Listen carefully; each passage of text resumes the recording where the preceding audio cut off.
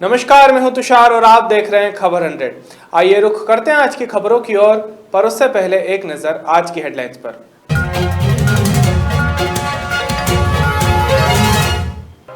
Indore police को मिली बड़ी सफलता।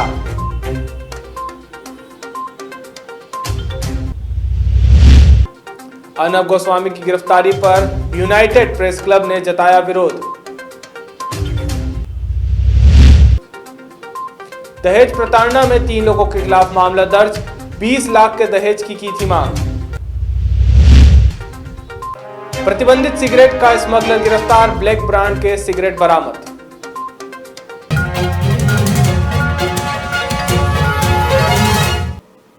इंदौर तिलक नगर पुलिस ने 2 वाहन चोरों को पकड़ने में सफलता हासिल की है।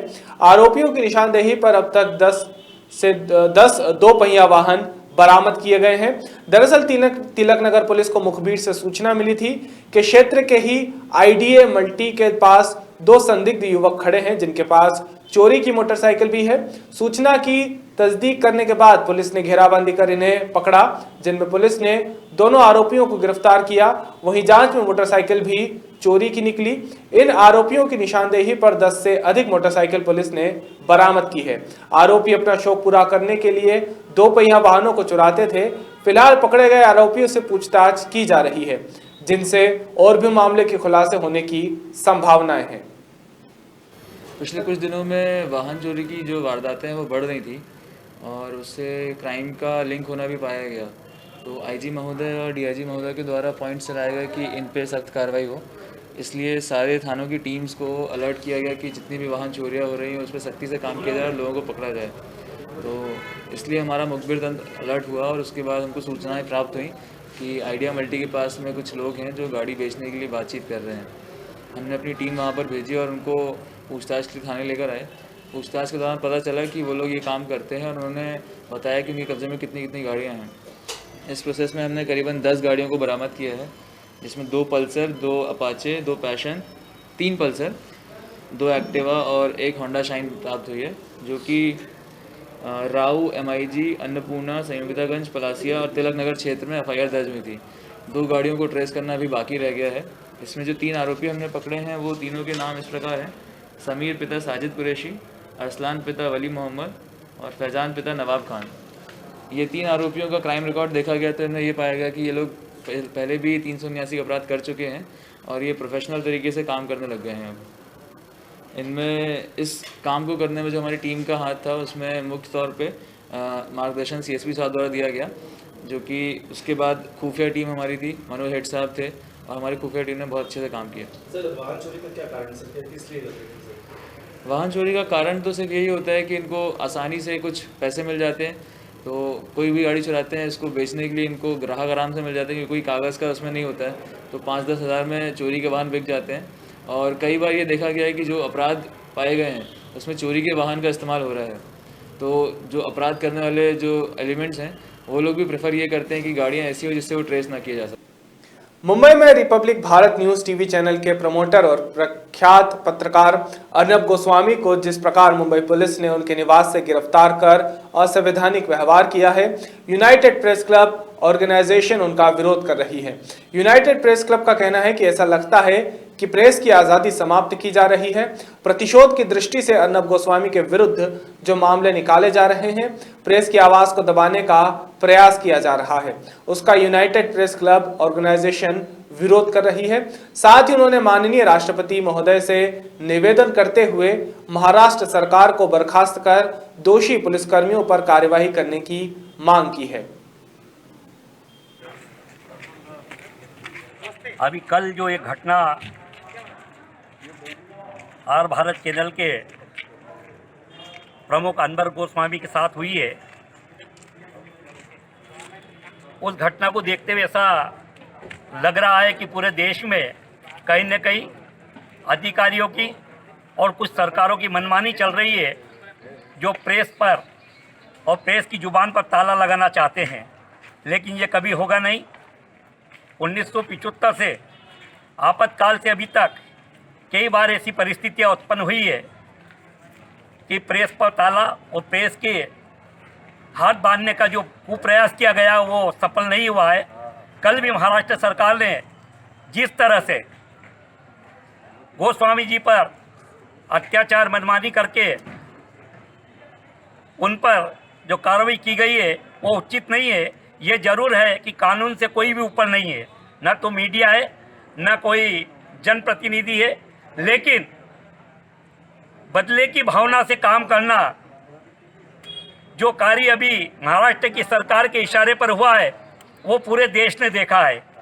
और महाराष्ट्र की जनता नहीं, उस प्रकरण पर पूरे भारत में आंदोलन हो रहे हैं, ज्ञापन दिए जा रहे हैं और मांग की जा रही है कि ऐसी जो कुप्रथा प्रारंभ हुई है वो कुप्रथा बंद होना चाहिए। और प्रेस की जो अपनी आज़ादी है उस आज़ादी में प्रेस अपना काम करती है। और एक और तो ये कहा जाता है कि चौथा स्तंभ प्रेस है, लेकिन उस स्तंभ को ढहाने का काम कुछ लोग कर रहे हैं, ये ठीक नहीं है। इसी संदर्भ में आज यूनाइटेड प्रेस क्लब के सब साथियों ने यहाँ पर अनुविभागीय अधिकारी गोविंद दुबे जी को एक ज्ञापन प्रेषित किया है और पर सख्त कार्रवाई करने का लिखा है। हम सब लोग भी यही मांग करते हैं कि प्रेस का काम लिखना है, प्रेस का काम छापना है, प्रेस का काम सच्चाई को जनता के समक्ष लाने का है, लेकिन उसे दबाने का जो प्रयास करेगा उसे प्रेस द्वारा कभी नहीं छोड़ा जाएगा और जनता भी माफ़ नहीं करेगी। ये अर्णव गोस्वामी की गिरफ्तारी के विरोध में महामहिम राष्ट्रपति महोदय के नाम पे ज्ञापन दिया गया है, इसे प्रॉपर करने के द्वारा जो है प्रेषित किया जाए। मध्य प्रदेश के इंदौर क्षेत्रों में चोरों के हौसले आए दिन बुलंद होते जा रहे हैं। दरअसल इंदौर में अतुल बिसेन का पालीवाल नगर से मोबाइल चोरी हो गया था, जिस पर थाना पलासिया पर अपराध पंजीबद्ध किया गया था। मोबाइल चोरी की घटना को गंभीरता से लेते हुए थाना प्रभारी पलासिया निरीक्षक संजय सिंह बेस ने वरिष्ठ अधिकारियों के निर्देशन में मोबाइल चोरी की धरपकड़ के लिए टीम का गठन किया। आदेश के पालन द्वारा चोरी किए गए मोबाइल के IMEI नंबरों की CDR निकलवाई और उसके आधार पर आरोपियों की तलाश की गई, जिसके बाद आरोपी गोविंदनाथ, अजय और मगन को पकड़कर पूछताछ की गई और उनके कब्जे से एक मोबाइल बरामद किया गया। तीनों आरोपी एक दिन के पुलिस रिमांड पर रखे गए हैं। आरोपी से अभी और भी पूछताछ जारी है।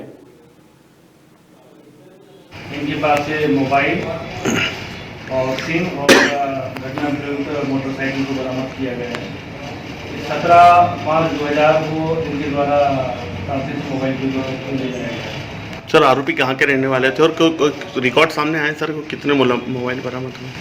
आरोपी का अभी पुलिस रिमांड लिया गया है, पूछताछ की जा रही है। आरोपी अभी इंदौर के, तीनों आरोपी इंदौर के रहने वाले हैं और ये सवेरा जाती है। सर, ये लूट मतलब क्या शौक था या नशे के उसमें कैसे लूट करते थे, क्या कारण? ये चोरी का मामला है और ये प्राची का जो मोबाइल है इसमें तो प्राची बाजार में था तो उसकी गाड़ी में मोबाइल। महिलाओं को प्रताड़ित करने के मामले लगातार सामने आ रहे हैं। हाल ही में इंदौर के महिला थाने में एक महिला ने अपने ससुराल के खिलाफ शिकायत दर्ज करवाई है कि दहेज के लिए ससुराल पक्ष के लोग 20 लाख रुपए की मांग कर रहे हैं और उसे प्रताड़ित कर रहे हैं। इंदौर की एक महिला ने अपने ससुराल के खिलाफ महिला थाने में प्रकरण दर्ज करवाया है। महिला ने बताया कि उसका विवाह 5 वर्ष पूर्व अहमदाबाद में हुआ था और विवाह के उपरांत से ही ससुराल पक्ष के लोग दहेज की मांग कर रहे थे। पीड़ित महिला शैलजा अग्रवाल ने अपने पति शोभित अग्रवाल पर आरोप लगाते हुए बताया कि ससुराल पक्ष के लोग 20 लाख की दहेज की मांग कर रहे थे और जिसे पीड़िता के मायके वाले पूरा नहीं कर पाए, जिसके चलते उसे लगातार शारीरिक और मानसिक प्रताड़ना दी जा रही थी। पीड़ित महिला की शिकायत पर महिला के पति शोभित अग्रवाल, अशोक अग्रवाल और उषा अग्रवाल के खिलाफ धारा 323, 34 IPC और 3/4 दहेज एक्ट में प्रकरण दर्ज किया गया है। ये एक महिला है जिसने यहाँ पे आके शिकायत की थी। इसके 2015 में विवाह हुआ था अहमदाबाद गुजरात में और उसके बाद उसने लगातार कई घटनाएं बताई है जिसमें उसको बार बार मार के छोड़ दिया जाता था, बार बार 2-5 लाख रुपए की मांग की जाती थी। उसको बेटी पैदा हुई तो उस पर भी ऑब्जेक्शन लिया, मतलब खुशी नहीं हुई उसके ससुराल वालों को। ओवरऑल तरह से उसके सास ससुर और पति के द्वारा उसे मानसिक शारीरिक रूप से प्रताड़ित किया जाता था और फाइनली 2020 में उसे ले जाने से मना कर दिया कि 20 लाख रुपए होंगे तभी हम आपको लेकर जाएंगे। इंदौर पुलिस लगातार प्रतिबंधित दवाइयां, मादक पदार्थ और सिगरेट के खिलाफ कार्यवाही कर रही है। इंदौर की रेलवे पुलिस ने बाहर से लाई जा रही प्रतिबंधित सिगरेट के साथ आरोपी को गिरफ्तार किया है। इंदौर के रेलवे पुलिस में एक आरोपी को प्रतिबंधित सिगरेट के साथ गिरफ्तार किया गया है। आरोपी गुना का रहने वाला है। इंदौर की जीआरपी पुलिस लगातार रेलवे स्टेशन पर चेकिंग करती रहती है। चेकिंग के दौरान ही रेलवे स्टेशन के प्लेटफॉर्म नंबर 1 पर एक संदेही व्यक्ति को पुलिस ने हिरासत में लिया। पुलिस ने जब बैग की तलाशी ली तो उसके पास से डिजारम ब्लैक ब्रांड की सिगरेट के पैकेट पाए गए, जिस पर मेड इन इंडोनेशिया लिखा हुआ था। आरोपी दीपक जैन निवासी गुना को इंदौर रेलवे स्टेशन से गिरफ्तार किया गया है और पुलिस ने आरोपी के विरुद्ध सिगरेट और अन्य तंबाकू उत्पादन अधिनियम 2003 की धारा 7 और 8 के तहत अपराध पंजीबद्ध किया है। बीती रात चेकिंग के दौरान ये प्लेटफॉर्म नंबर 1 में एक व्यक्ति का जब बैग चेक किया गया तो उसमें कुछ सिगरेट के पैकेट दिखाई दिए। सिगरेट जो है वो ब्लैक ब्रांड के थे, जो ब्लैक ब्रांड पूर्ण रूप से प्रतिबंधित है। एक नोटिफिकेशन भी है जिसके बारे में स्वास्थ्य विभाग के द्वारा जारी किया गया है, जिसमें जो ब्लैक ब्रांड की सिगरेट है वो एक उसमें ऐसा पदार्थ पाया जाता है जो कि बॉडी को हार्मफुल होता है। फाइनली चूँकि प्रतिबंधित था, इस कारण से हमने उस व्यक्ति को पकड़ा और उस पर कार्रवाई की।